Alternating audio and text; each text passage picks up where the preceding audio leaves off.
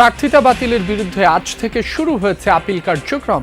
শুক্রবার বিকেল পর্যন্ত করা যাবে আবেদন। সবার সহযোগিতায় সুষ্ঠু নির্বাচন সম্ভব বললেন CEC. It will all be over ইনশাল্লাহ। আমরা এখনো কনভিন্সড যে আমরা একদম একটা ফেয়ার অ্যান্ড ক্রেডিবল ইলেকশন ইনশাল্লাহ দিতে পারবো। জামায়াত ইস্যুতে অস্বস্তি কাটছে না এনসিপিতে। নতুন রাজনৈতিক বন্দোবস্তের লড়াইয়ে নেই তরুণদের দল। দোলাচল থাকলেও জোটের পক্ষে অধিকাংশ সদস্য।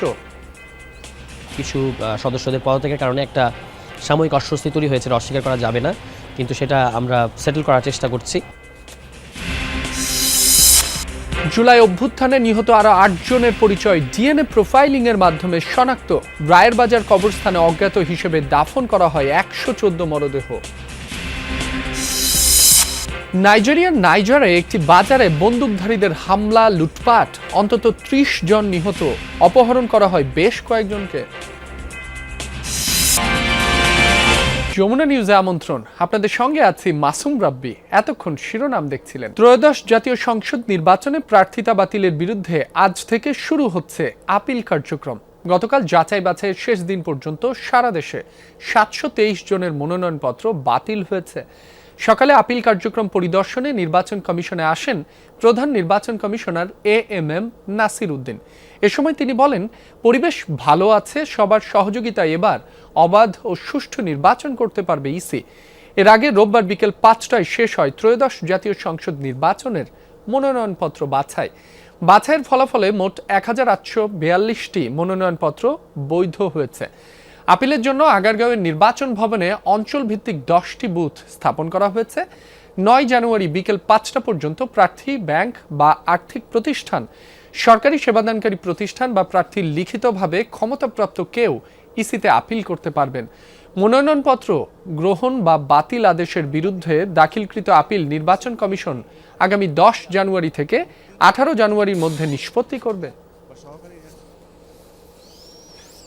We are trying our best. দেখতেছেন তো আপনারা এখন ধরেন যখন নমিনেশন ফাইল করে অনেক লোক গিয়ে হাজির হয়, রিটার্নিং অফিসারের ওখানে অনেক একটু ভিড় হয়, কিন্তু it will all be over ইনশাল্লাহ। আমরা এখনো কনভিন্সড যে আমরা একদম একটা ফেয়ার অ্যান্ড ক্রেডিবল ইলেকশন ইনশাল্লাহ দিতে পারবো। চিন্তা করবেন না, সবার সহযোগিতা নিয়ে ইনশাল্লাহ। এ বিষয়ে আরো তথ্য জানবো। নির্বাচন কমিশনে আছেন সহকর্মী তানভীর মৌসুম, সরাসরি যুক্ত হচ্ছে তার সাথে। তানভীর, এ পর্যন্ত কতজন আপিল করেছেন? সার্বিক কার্যক্রম সম্পর্কে বিস্তারিত জানাবেন। রাব্বি, এখন পর্যন্ত কতজন আপিল করেছেন সেই হিসাবটি জানানো সম্ভব হচ্ছে না, কারণ আসলে প্রতি মুহূর্তেই কেউ না কেউ আসছেন, কোনো না কোনো প্রার্থী আসছেন এবং তারা আবার আপিল দায়ের করে চলে যাচ্ছেন। তবে আজকে দিনের শেষে নির্বাচন কমিশনের যে জনসংযোগ অধিশাখা, সেখান থেকে হয়তো আমরা একটি সংখ্যা বা একটি তথ্য, চূড়ান্ত তথ্য এই বিষয়ে পেতে পারি। তবে অনেক প্রার্থী আসছেন এখানে আপিল করতে এবং তাদের যে সমস্যাগুলো রয়েছে সে বিষয়ে কথা বলতে। আমরা এখন তেমনই একজন প্রার্থীর সাথে কথা বলতে চাই যিনি এসেছেন নির্বাচন কমিশনের এখানে বুথে। আপনি কোন আসন থেকে কোন দলের হয়ে আসলে মনোনয়নপত্র জমা দিয়েছিলেন? আপনার মনোনয়নপত্রটি বোধহয় বৈধ হয়নি। কি কি সমস্যা ছিল? নির্বাচন কমিশন এখন কি বলছে? ধন্যবাদ যমুনা টেলিভিশনকে। আসলে আমি বাংলাদেশ সাংস্কৃতিক মুক্তিজোট থেকে মনোনয়ন পেয়েছিলাম, হবিগঞ্জ ৩ আসন থেকে আর কি। তো আমি আমার ওই যে মনোনয়ন ফরমের সাথে আমার আয়কর রিটার্নের কপি জমা দেওয়া হয় না আর কি, এরকম একটা লিকেজ হয়েছিল, যার কারণে আমার মনোনয়নপত্রটি বাতিল করা হয়েছে। আমি আয়কর রিটার্ন দাখিল করেছি, কিন্তু ওই যে সার্টিফিকেটটা আমি জমা দিতে ভুলে গেছে। অনেক জটিলতার কারণে আমি এই জিনিসটা জমা দিতে পারিনি, যার কারণে আমার মনোনয়নপত্রটি বাতিল করা হয়েছে। এবং আমি এখন বর্তমানে যে জায়গাতে অবস্থিত হয়েছি, বাংলাদেশ প্রধান নির্বাচন অফিসে, ওইখানে আমি দেখলাম যে আলহামদুলিল্লাহ অনেক সুন্দর একটা পরিবেশ বজায় রয়েছে এবং প্রধান নির্বাচন কমিশনের প্রতি আমার একটা বিশ্বাস এবং আস্থা রয়েছে যে আমি এই কাগজটা জমা দিলে আমি মনোনয়নটি আবার বৈধতা ঘোষণা পাবো ইনশাআল্লাহ। যেমনটি শুনছিলেন রাব্বি, যে আসলে এখানে অনেকেরই আসলে যে ডকুমেন্টস রয়েছে সেই ডকুমেন্টসে আসলে কিছু ঝামেলা রয়ে গেছে। সেই হয়তো প্রয়োজনীয় একটি কাগজ দাখিল করার কথা ছিল, সে কাগজটি তাদের পক্ষে দাখিল করা সম্ভব হয়নি, সেজন্যই কিন্তু এই জটিলতাগুলো হয়েছে। এবং আমরা এর আগে দেখেছি যে রিটার্নিং কর্মকর্তাদের কার্যালয়ে সেখানেও কিন্তু এই জটিলতাটাই ছিল, যে যারা প্রার্থী ছিলেন, যারা আগ্রহী প্রার্থী, যারা নির্বাচনে অংশ নিতে চান নির্দিষ্ট একটি আসন থেকে, সেখানে তারা চাইলেও আসলে তাদের যে প্রয়োজনীয় কাগজপত্রগুলো রয়েছে সেই কাগজপত্রগুলো তারা আসলে দিতে পারেননি অনেক সময়। সেই ব্যর্থ হওয়ার কারণেই পরবর্তীতে কিন্তু তাদের সেই যে মনোনয়ন পদ্ধতি ছিল সেটিকে পরবর্তীতে বৈধ ঘোষণা করা হয়নি। এখানে আমি একটু উল্লেখ করতে চাই যে নির্বাচন ভবনের ঠিক নিচেই যে সামনের যে জায়গাটি রয়েছে সেখানে আসলে অঞ্চল ভিত্তিক মোট 10টি বুথ করা হয়েছে। এই 10টি বুথ ছাড়াও আরেকটি বুথ এখানে রয়েছে যেটি হচ্ছে কেন্দ্রীয় বুথ। তানভীর, আপনাকে ধন্যবাদ। মানিকগঞ্জের রিটার্নিং কর্মকর্তার কার্যালয়ে স্বতন্ত্র প্রার্থী আতাউর রহমান আতা হেনস্থার ঘটনায় এখনও ব্যবস্থা নেয়নি প্রশাসন। হেনস্থার ঘটনায় জেলার রিটার্নিং কর্মকর্তার কাছে লিখিত অভিযোগ দিয়েছেন ওই প্রার্থী। রোববার দুপুরে জেলা প্রশাসক ও জেলার রিটার্নিং কর্মকর্তার কার্যালয়ের সম্মেলন কক্ষে মনোনয়নপত্র যাচাই বাছাই শেষে তাকে হেনস্থা করা হয়। এ ঘটনার ভিডিও সামাজিক মাধ্যমে ছড়িয়ে পড়লে আলোচনা সমালোচনা তৈরি হয়। ভিডিওতে দেখা যায় আতাউর রহমান আতাকে ধাক্কা দিয়ে কক্ষ থেকে বের করে দেওয়া হচ্ছে। প্রত্যক্ষদর্শীরা জানান, বিএনপির বহিষ্কৃত নেতা মানিকগঞ্জ ৩ আসনের স্বতন্ত্র প্রার্থী আতাউর রহমান আতার মনোনয়ন অবৈধ ঘোষণা করেন রিটার্নিং কর্মকর্তা নাজমুন আরা সুলতানা। একই সময় বিএনপি মনোনীত প্রার্থী আফরোজা খানম রিতার মনোনয়ন বৈধ ঘোষণা করা হয়। এ বিষয়ে আপত্তি জানান আতা। বিপরীতে তাকে থামিয়ে দেন রিটার্নিং কর্মকর্তা। পরে সম্মেলন কক্ষ থেকে আতাকে বিএনপি প্রার্থী রিতার সমর্থকরা বের করে দেন। তবে বিএনপির কর্মী সমর্থকদের অভিযোগ, আতা আপত্তিকর মন্তব্য করায় তাকে বের করে দেওয়া হয়েছে। অজ্ঞাত শহীদদের লাশ শনাক্তকরণ কার্যক্রমের ফলাফল কার্যক্রম উপস্থাপন অনুষ্ঠানে বক্তব্য রাখছেন গৃহায়ন ও গণপূর্ত মন্ত্রণালয়ের উপদেষ্টা আদিলুর রহমান খান। আমরা সরাসরি যাচ্ছি তার বক্তব্যে। এবং তাদের পরিবারের প্রতি গভীর সমবেদনা এবং সম্মান জানাচ্ছি। আমরা অঙ্গীকার করছি যে বাকি শহীদদের পরিচয় ও উদ্ঘাটনের প্রক্রিয়া চলমান থাকবে। মহান আল্লাহর কাছে প্রার্থনা করছি যেন শহীদদের আত্মা শান্তি পায় আর তাদের পরিবার পরিজন পাক আমাদের গভীর সম্মান। ধন্যবাদ।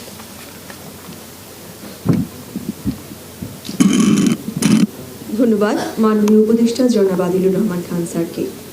আমাদের এই বিশাল কর্মযজ্ঞটি পরিচালিত হয়েছে মুক্তিযুদ্ধ বিষয়ক মন্ত্রণালয়ের নেতৃত্বে। আমরা অত্যন্ত গর্বিত যে আমাদের সাথে সবসময় ছিলেন মুক্তিযুদ্ধ বিষয়ক মন্ত্রণালয়ের মাননীয় উপদেষ্টা জনাব ফারুকী আজম বীর প্রতীক স্যার। এবার আমি জনাব ফারুকী আজম বীর প্রতীক স্যারকে বিনীত অনুরোধ জানাচ্ছি আমাদের সকলের উদ্দেশ্যে কিছু বলার জন্য।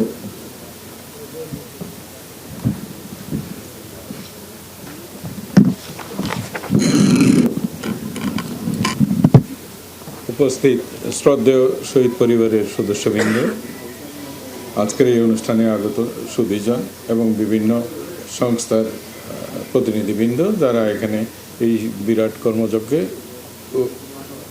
সহায়ক ভূমিকা পালন করেছেন এবং নানান উপায়ে উপযোগে সহায়তা করেছেন। আজকের এই দিনটি আমাদের সকলের জন্য এক গভীর আবেগ এবং শ্রদ্ধার দিন। জুলাই 2024-এর গণ অভ্যুত্থানে যারা এদেশের জন্য অকাতরে প্রাণ দিয়েছেন, বীর শহীদদের প্রতি জানাই আমাদের বিনম্র শ্রদ্ধা। রায়ের বাজার কবরস্থানে অজ্ঞাত পরিচয়ে শায়িত সেই বীরদের স্বজনদের কাছে ফিরিয়ে দেওয়ার এক মহৎ অনুষ্ঠানে আমরা আজ এখানে সমবেত হয়েছি। আপনাদের সকলের স্মরণে থাকবে 2024 সালের জুলাই মাসে সেই উত্তাল সময়ে ঢাকার বিভিন্ন স্থানে নিহত অনেক নারী ও পুরুষের মৃতদেহ অজ্ঞাত পরিচয়ে রায়ের বাজার কবরস্থানে দাফন করা হয়েছিল। শহীদদের পরিচয় জামায়াতে ইসলামী ও জাতীয় নাগরিক পার্টির 12 দলীয় জোট গঠন করার পর পদত্যাগ করেছেন বেশ কয়েকজন এনসিপি নেতা। কারণ হিসেবে কেউ কেউ জামায়াতের সাথে জোটবদ্ধ হওয়ার কথা বলেছেন। তারা মনে করেন নতুন রাজনৈতিক বন্দোবস্ত তৈরির লড়াইয়ে এখন আর এনসিপি নেই। এটা বুঝতে পেরেই দল থেকে সরে আসা। এদিকে দলের যুগ্ম আহ্বায়ক সারওয়াত তুষার জানান, পদত্যাগের কারণে দলের ভেতরে কিছুটা দোলাচল থাকলেও অধিকাংশই রয়েছে জোটের পক্ষে। বিস্তারিত লামিয়া তিথির রিপোর্টে। 28 ফেব্রুয়ারি আত্মপ্রকাশ ঘটে 24-এর জুলাই অভ্যুত্থানে নেতৃত্ব দেয়া তরুণদের দল জাতীয় নাগরিক পার্টি এনসিপির। দলের নেতৃত্বে নাহিদ ইসলাম, সঙ্গী হিসেবে সম্মুখ সারিতে আছেন জুলাই আন্দোলনের অনেক পরিচিত মুখ। 10 ডিসেম্বর ত্রয়োদশ জাতীয় সংসদ নির্বাচনের জন্য 125 আসনে প্রার্থী ঘোষণা করে এনসিপি। বলা হয় নির্বাচনে এককভাবে প্রার্থী দেওয়া হবে 300 আসনে। ডিসেম্বরের দ্বিতীয় সপ্তাহেই এবি পার্টি ও রাষ্ট্র সংস্কার আন্দোলনের সাথে জোট করে এনসিপি। আমরা অবশ্যই 300 আসনেই প্রার্থী দিব। 2 সপ্তাহের মাথায় জামায়াতে ইসলামের সাথে নির্বাচনী জোট গড়ে নতুন করে আলোচনায় দলটি। এনসিপি এটা আমাদের একটি মজবুত নির্বাচনী সমঝোতা। এরপরই দলের ভেতরে এ নিয়ে মতপার্থক্য দৃশ্যমান হতে থাকে। সিদ্ধান্ত পুনর্বিবেচনায় আহ্বান জানান 30 নেতা। জামায়াত জোটের সিদ্ধান্তে অটল থাকায় পদত্যাগের হিড়িকও শুরু হয়। দল ছাড়ে কেন্দ্রীয় আহ্বায়ক কমিটি ও তৃণমূলের অন্তত 1.5 ডজন নেতা। এরই মধ্যে স্বতন্ত্রভাবে নির্বাচনে লড়াইয়ের ঘোষণাও দিয়েছেন কেউ কেউ। কয়েকজন আবার নিজেকে গুটিয়ে নিয়েছেন রাজনীতি থেকে। নতুন একটি রাজনৈতিক বন্দোবস্ত, বৈষম্যহীন রাজনৈতিক ব্যবস্থার লড়াইয়ে এনসিপি আর নেই। সেই মুহূর্তে আমরা আমাদের লড়াইকে ত্যাগ না করে এনসিপিকে ত্যাগ করেছি, পার্টিকে ত্যাগ করেছি। আমরা আমাদের লড়াইটা কিন্তু ঠিকই চালিয়ে যাচ্ছি এবং চালিয়ে যাব। যে কারণে আমরা মনে করেছি যে এনসিপি আসলে এই লড়াইয়ে এখন আর নেই। পুরনো রাজনৈতিক দলগুলোর সাথে একটি আপোষ রফায় গিয়েছে, যেখানে আপোষ রফার শর্তগুলো যথেষ্ট আত্মমর্যাদা হানিকর বলে আমাদের কাছে মনে হয়েছে। এনসিপি আসলে জুলাইয়ের যে শক্তি, জুলাই কেন্দ্রিক রাজনৈতিক মেরুকরণে আসলে তারা ব্যর্থ হয়েছে।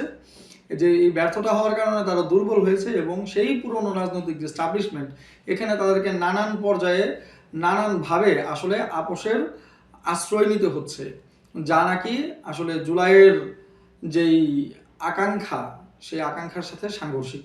সেজন্য আমরা সিদ্ধান্ত নিয়েছি যে, ব্যক্তিগতভাবে আমি সিদ্ধান্ত নিয়েছি যে আসলে আমি এনসিপির সাথে আর বর্তমানে কাজ করা সম্ভব নয়। ভোটের আগে দলের এই হোঁচটকে চ্যালেঞ্জ মনে করছে না এনসিপি। কেন্দ্রীয় নেতাদের দাবি, গণতান্ত্রিক উপায়ে সিদ্ধান্ত নেয় বিশ্বাসী তারা। হঠাৎ করে এই কিছু সদস্যদের পদত্যাগের কারণে একটা সাময়িক অস্বস্তি তৈরি হয়েছে, অস্বীকার করা যাবে না, কিন্তু সেটা আমরা সেটেল করার চেষ্টা করছি। যেহেতু তারা আমাদের দীর্ঘদিনের সহযোদ্ধা ছিলেন, এটা তো একটা ক্ষতি। এই জায়গাগুলো কখনোই শূন্যস্থান থাকে না এবং আমরা এটাকে আবার দ্রুততম সময়ের মধ্যে পুনর্গঠন করার চেষ্টা করছি। দলের অধিকাংশরা 12 দলীয় জোটের পক্ষে রয়েছে বলেও জানান এনসিপির এই নেতা। দলের অধিকাংশ সদস্যরাই কিন্তু এই জোটের পক্ষে আছে। লামিয়া তিথি, যমুনা নিউজ, ঢাকা। ভোটের আর কিছুদিন বাকি। এবার ভোটাররা নিজেদের সংসদ সদস্য বাছাইয়ের পাশাপাশি ভোট দেবেন গণভোটে। ভোটের দিন হ্যাঁ এবং না ভোটেই ভাগ্য নির্ধারণ হবে জুলাই সনদে থাকা প্রস্তাবগুলোর।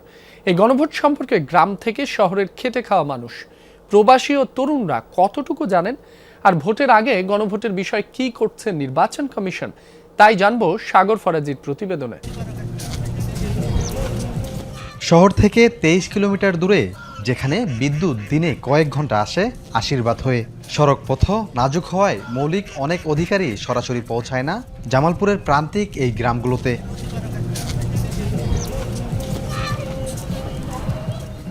জাতীয় সংসদের প্রার্থী বাছাইয়ের ভোট অনেকবারই দিয়েছেন এই জনপদের মানুষ। তবে এবার গণভোটের পালা। হ্যাঁ এবং না ভোট নিয়ে কি বলছেন প্রান্তিকের এই খেটে খাওয়া মানুষগুলো, আর জানেনই বা কতটুকু? গণভোট সম্পর্কে জানি না, কিন্তু আগে যেমন ভাবে ভোট দিয়েছি এমনি দিয়েছি। আজকে আপনার কাছে শুনলাম নতুন। হানা বুঝি না তো, হানা কি না, না আমাদের হানা আমাদের ভোট দিলে হাই পাবো, আর না বদল নাই বুঝলামই না এটি না নাকি। এলাকার মানুষ আসলে ওইভাবে তো প্রচারণা হয় নাই, সেটা প্রচারণা করা উচিত, করা হয় নাই। এবার আসি শহরের দিন এনে দিন খাওয়া মানুষগুলোর কাছে। গণভোট নিয়ে তাদের মনেও তৈরি হয়েছে বিভ্রান্তি। তারা কি বলছেন এই ভোট নিয়ে? জীবন বলায় একটা করে ভোট দিছি, এখন 2টা করে ভোট দিতে হবো। 2টা করে ভোট দিতে 2 নম্বরটা জানি না, আর দিলে কি হবে না দিলে কি হবে এটাও জানি না। আমরা তো আসলে দেই নাই, এখন তো জানলাম আমরা ভালো হইতো, আমরা জানতাম বুঝতাম। এবার ভোটে বড় প্রভাব ফেলবে তরুণ ও প্রবাসী ভোটারদের মতামত। তারাই বা কতটুকু জানেন? আমরা বিদেশিরা এটা নিয়ে বিভ্রান্ত মধ্যে পড়েছি। গণভোটটা কি, আমরা কি দেব কি দেব না, যে এই বিষয়ে যদি সরকার যদি বেশি প্রচার প্রচারণা চালায় তাহলে ভোটাররা হয়তো বেশি কিছু জানতে পারবে। এদিকে গণভোট সম্পর্কে তথ্য মন্ত্রণালয় সহ নির্বাহী দপ্তরের পক্ষে প্রচারণা চালানো হচ্ছে। ভোট যত এগিয়ে আসবে তত প্রচারণা বাড়ানোর কথা জানান জেলা রিটার্নিং কর্মকর্তা। আমাদের সোশ্যাল মিডিয়ার মাধ্যমে এবং উপজেলা নির্বাহী অফিসারের মাধ্যমে আমরা এটা প্রচার করছি এবং বলা হচ্ছে যে উঠান বৈঠক সহ বিভিন্ন মাধ্যমে এটি প্রচার করার জন্য। নির্বাচন যত এগিয়ে আসবে গণভোটের প্রচারণা বাড়বে বলে আমরা প্রত্যাশা করছি। এই নির্বাচনে জেলার 5টি আসনে মোট ভোটার সংখ্যা 21,12,187 জন। এর মধ্যে তরুণ ভোটার 3,68,551 জন এবং পোস্টাল ভোটের নিবন্ধন এখন পর্যন্ত 13,918টি। সাগর ফরাজি, যমুনা নিউজ, জামালপুর। চোর সন্দেহে খুঁটিতে বেঁধে এক নারীকে নির্যাতনের ঘটনায় 5 জনকে গ্রেফতার করেছে পুলিশ। শুক্রবার ভোরে গুলশানের নর্দা এলাকায় ঘটনাটি ঘটে। সামাজিক যোগাযোগ মাধ্যমে ভিডিও ছড়িয়ে পড়লে এ নিয়ে বাড়ে উদ্বেগ। পুলিশ জানিয়েছে দোষীদের বিরুদ্ধে এরই মধ্যে নেওয়া হয়েছে আইনি ব্যবস্থা। আনুমানিক 25 থেকে 30 বছর বয়সী একজন নারীকে দুহাত বেঁধে মাথায় পানি ঢেলে দেওয়ার ভিডিও সামাজিক যোগাযোগ মাধ্যমে ভাইরাল হলে নেটিজেনদের মাঝে বাড়তে থাকে অস্বস্তি। ঘটনাটি 2রা জানুয়ারি গুলশানের নর্দা এলাকার। সেই পোস্ট যেখানে বাধা হয়েছিল ওই নারীকে চোর সন্দেহে। জানা যায় ওদিন খুব সকালে ওই নারী এসেছিলেন এই এলাকার মার্কাজুত তালিম আল ইসলামী ঢাকা এই মাদ্রাসাটিতে। এরপর উনি একের পর এক তলায় যেতে থাকেন। সেখানেই ছাত্র ও শিক্ষকরা চোর সন্দেহে ধরে ফেলে তাকে। ওই নারীর কাছে চুরির কোনো মালামাল পাওয়া না গেলেও কেবল আচরণে চোর সন্দেহ করে জড়ো হওয়া স্থানীয়রা। প্রচণ্ড শীতের মধ্যে ঠান্ডা পানি ঢেলে চালানো হয় নির্যাতন। বিপুল উৎসাহে সেই নির্যাতন ভিডিও ধারণ করতে দেখা যায় কয়েকজনকে। মাদ্রাসার শিক্ষার্থীদের দাবি ওই নারী এলাকার কেউ নন। কেন এখানে এসেছিলেন সে সম্পর্কে তার বক্তব্য স্পষ্ট নয়। বলেনি নিজের নাম পরিচয়। এতেই বাড়ে সন্দেহ। মহিলাকে যত বলছে কি জন্য আসতে, মহিলায় চুরি করতে আসতে এটা কোনো স্বীকার করে না। তার আগে মাদ্রাসা থেকে অনেক ফোন চুরি হয়েছে। উঠে সে একদম 6 তলা পর্যন্ত চলে গেছে। পরে হঠাৎ করে ছাত্ররা দৌড়ান দিছে আর সে 4র্থ তলায় এসে একটা কামরার ভিতরে ঢুকে গেছে।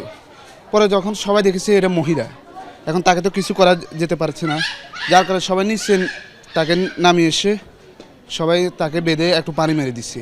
এলাকাবাসীর কেউই শনাক্ত করতে পারেনি ভুক্তভোগী নারীকে। পুলিশে না গিয়ে ঘটনার পর তাকে ছেড়েও দেওয়া হয়। এরা কি উপরে উঠে পকেট থেকে নাকি মোবাইল নিচ্ছে। এখন সত্তর আমি তো বলতে পারি না।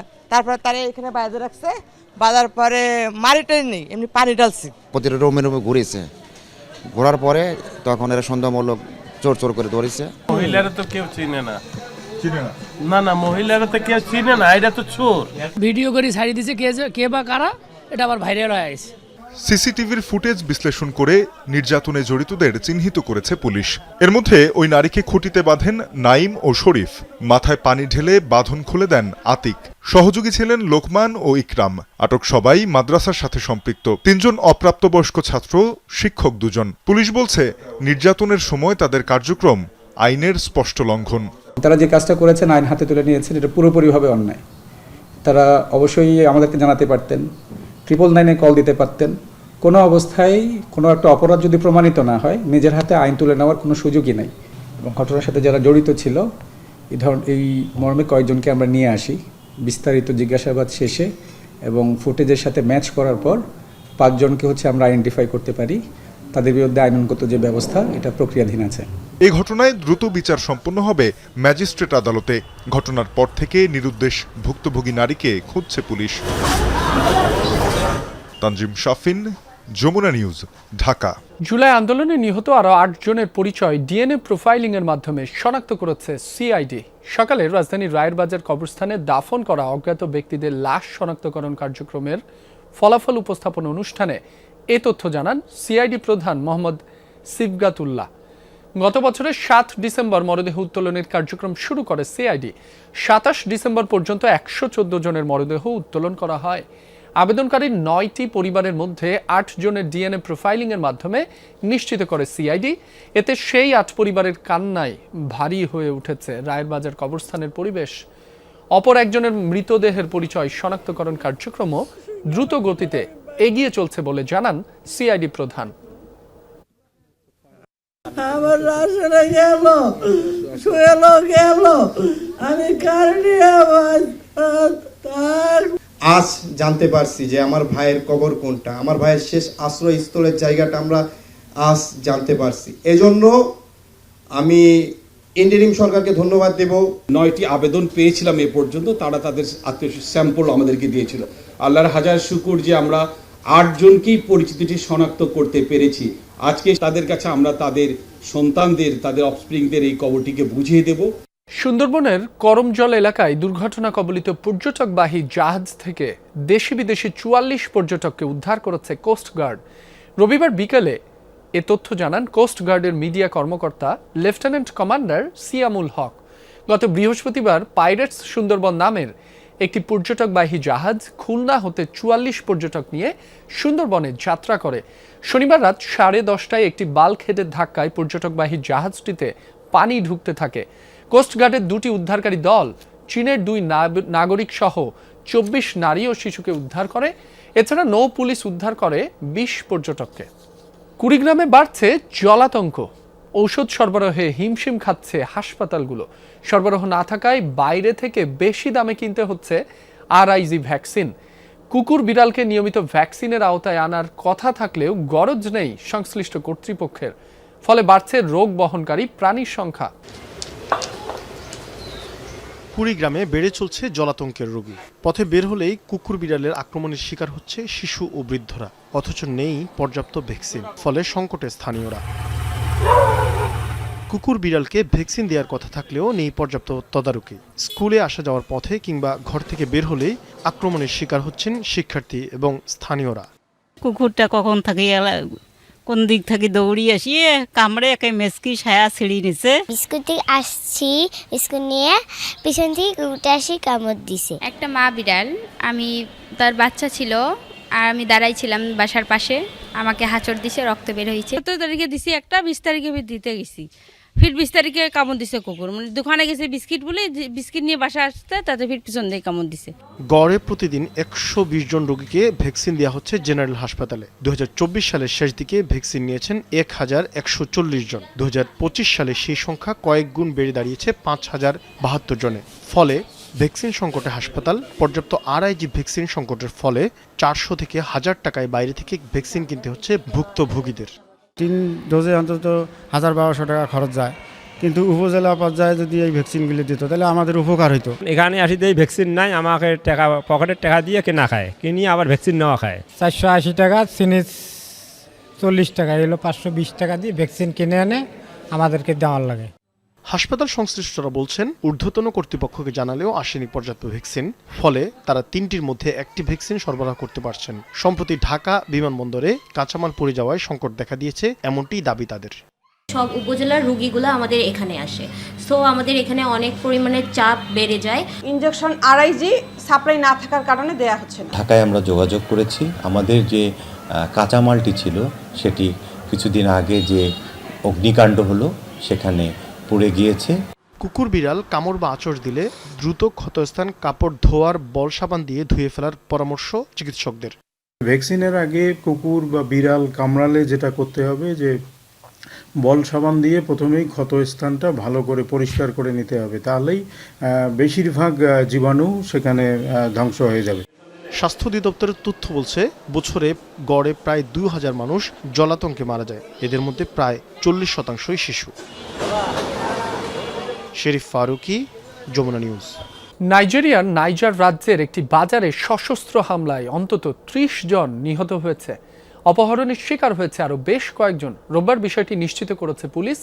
নিরাপত্তা বাহিনী জানায়, স্থানীয়ভাবে ব্যান্ডিট নামে পরিচিত বন্দুকধারীরা শনিবার বিকেল 4:30টার দিকে এ হামলা চালায়। ডেমো গ্রামের কাসুওয়ান দাজি বাজারে হয় এ সহিংসতা।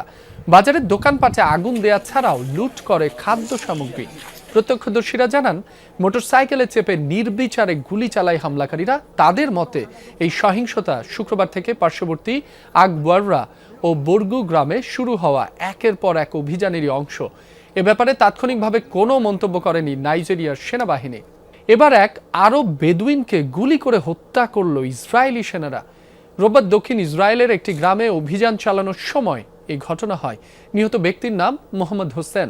ভিডিওতে দেখা যায়, রাস্তা দিয়ে হেঁটে যাওয়ার সময় ওই ব্যক্তিকে গুলি করে হত্যা করে ইসরায়েলি সেনারা। গেল 1 সপ্তাহ ধরে ওই এলাকায় অভিযান চালিয়ে আসছে ইসরায়েলি বাহিনী। বিবৃতিতে তেল আবিব জানায়, তল্লাশি অভিযান চালানোর সময় মোহাম্মদ হোসেন নামের ওই ব্যক্তিকে ঝুঁকিপূর্ণ মনে হয়। এ সময় তাকে লক্ষ্য করে গুলি করলে ওই প্রাণহানি হয়।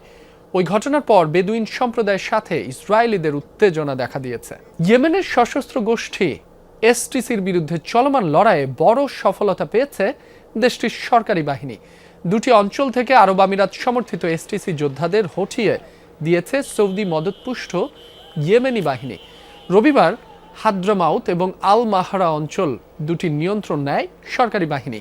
ইয়েমেনের আন্তর্জাতিকভাবে স্বীকৃত সরকার পিএলসির প্রধান রাশাদ আল আলিমি জানান, সৌদি সমর্থিত বাহিনীর রেকর্ড সাফল্য পেয়েছে। ওই দুটি অঞ্চলে সব সামরিক ঘাঁটি পুনরুদ্ধার করা হয়েছে।